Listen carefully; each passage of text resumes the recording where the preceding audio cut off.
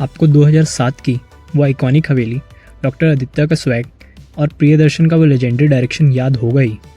18 साल बाद ये आइकॉनिक डुओ वापस आ गया है अपनी नई मूवी भूत बंगला के साथ। लेकिन ट्रेलर देखने के बाद दिमाग में एक ही सवाल घूम रहा है कि क्या ये वाकई एक नई फिल्म है या फिर ये वही भूल भुलैया का असली सीक्वल है जो हमसे छीन लिया गया था। आज के वीडियो में हम ऐसे 7 सॉलिड पॉइंट पर बात करेंगे जो प्रूव करते हैं कि भूत बंगला एक्चुअली भूल भुलैया का ही डीएनए कैरी कर रही है। सबसे पहले थोड़ा कंटेक्स्ट समझते हैं। डायरेक्टर प्रियदर्शन ने ऑफिशियली तो कह दिया है कि इसका भूल भुलैया से कोई लेना देना नहीं है, मगर इंडस्ट्री में ये न्यूज़ गर्म थी कि प्रियदर्शन ने एक ड्राफ्ट भूल भुलैया के सीक्वल के लिए लिखा था जो टी सीरीज़ को पसंद नहीं आया क्योंकि उन्होंने कार्तिक आर्यन के साथ फ्रेंचाइज आगे बढ़ानी थी। रिजल्ट, प्रियदर्शन ने उसी ड्राफ्ट को रिवर्क किया और जन्म हुआ भूत बंगला का। और ये बात ट्रेलर के हर फ्रेम से साफ झलकती है। हालांकि ट्रेलर से एक चीज़ ये भी साफ पता चलती है कि भूल भुलैया एक साइकोलॉजिकल थ्रिलर थी with some element of comedy in it. वहीं भूत बंगला एक फैंटेसी कॉमेडी के रूप में प्रेजेंट की जा रही है जो कि एक शिफ्ट ऑफ जॉनरो है। मगर बॉलीवुड में भी बहुत से ऐसे सीक्वल हैं जो ओरिजिनल स्टोरी से हटके एक नया स्टोरी दिखाते हैं। एग्जाम्पल के लिए भूल भुलैया के तीनों फिल्म एक नए स्टोरी पर बनी हुई है और तीनों का आपस में कोई कनेक्शन नहीं है। Point 1, the OG star cast except for Wamiqa Gabbi. अगर आप कास्ट देखोगे तो वही पुरानी भूल भुलैया की कास्ट है। परेश रावल, राजपाल यादव, अशरानी, ये सिर्फ एक्टर्स नहीं, ये वो लोग हैं जो हमें वापस उसी यूनिवर्स में ले जाते हैं।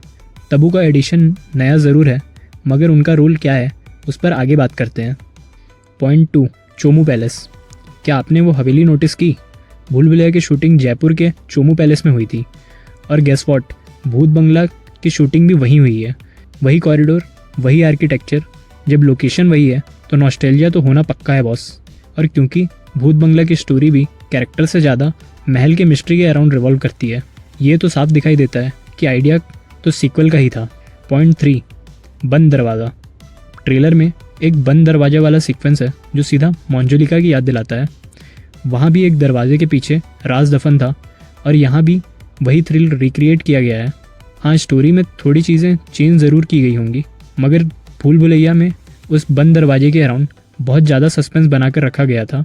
और यहाँ भूत बंगला के ट्रेलर में भी ये देखकर लग रहा है कि कोई ना कोई कैरेक्टर उस दरवाजे को ओपन करेगा, मोस्ट प्रोबेबली अक्षय कुमार का कैरेक्टर, जिसके बाद भूत का असली हंगामा शुरू होगा, ठीक भूल भुलैया की तरह जहाँ दरवाज़ा विद्या बालन के कैरेक्टर अवनी ने खोला था। Point 4, marriage plot. स्टोरी की सिमिलैरिटी देखिए।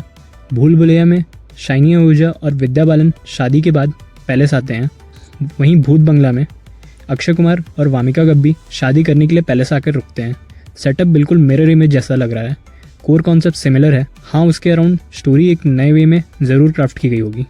Point 5, recycle comedy and mimicry. Priyadarshan अपनी पुरानी मूवीज़ को ट्रिब्यूट दे रहे हैं या सिर्फ रिसाइकल कर रहे हैं। ट्रेलर में भागम भाग का बहन डर गई वाला वाइब हो या हेरा फेरी का पैसा ही पैसा होगा, अक्षय कुमार वही पुराना चार्म लाने की कोशिश कर रहे हैं। पर सवाल ये है कि क्या 2026 की ऑडियंस को ये रिक्रिएटेड कॉमेडी पसंद आएगी? बिकॉज लास्ट कुछ सालों से बहुत सी मूवीज़ ने ये सिमिलर टैक्टिक्स अपनाई हैं, फिर वो स्त्री यूनिवर्स वाले हों या विकी विद्या का वो वाला वीडियो। बहुत सी मूवीज़ मीम को रिक्रिएट करने की कोशिश करती है जो एक बेकार स्टैंडर्ड सेट करता है एक कॉमेडी मूवी के लिए। होप सो भूत बंगला इससे ज़्यादा कुछ प्रोवाइड कर पाए। Point 6, the double role twist. सबसे बड़ा कन्फर्मेशन मिलता है तब्बू के कैरेक्टर के अराउंड। ट्रेलर में उनका डबल रोल हिंट किया गया है। याद करिए, भूल भुलैया 2 में भी तब्बू का डबल रोल था। ऐसा लगता है कि प्रियदर्शन ने ये स्क्रिप्ट ओरिजिनली अक्षय और तब्बू को दिमाग में रखकर लिखी थी, जो अब एक इंडिपेंडेंट फिल्म बनकर सामने आई है।